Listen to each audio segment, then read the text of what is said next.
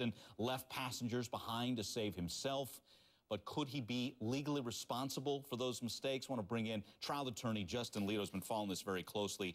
Justin, you hear this, but let's zone in on the passengers right now. What recourse do they have as we continue to investigate? And very well, this captain should not have been close to the shore. He should have known by maps that the rocks were there and so forth. And we're looking at least at this point, gross negligence.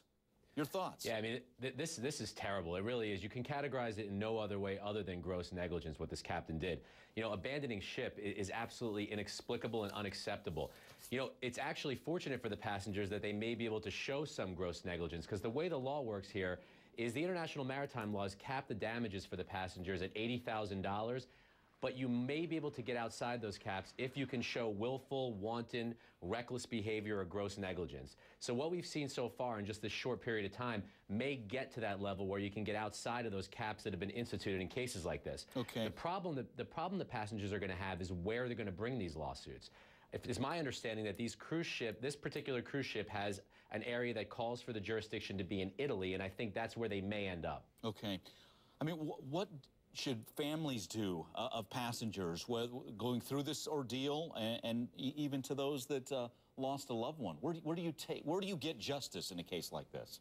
You know, I guess the best thing that we can hope for right now is that the authorities in Italy treat this man as he should be treated, as a criminal.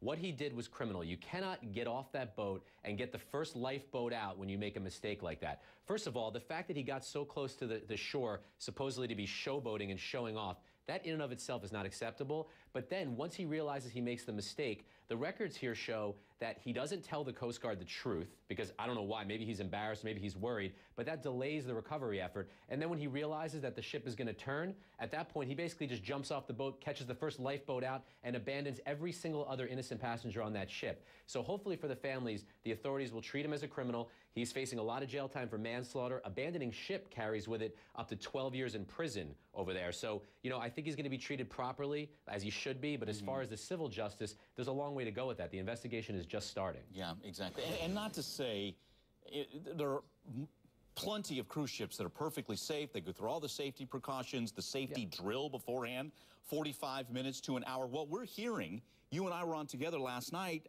from one of the survivors, they didn't even do the safety drill. I know. I mean, that should be like day one, right?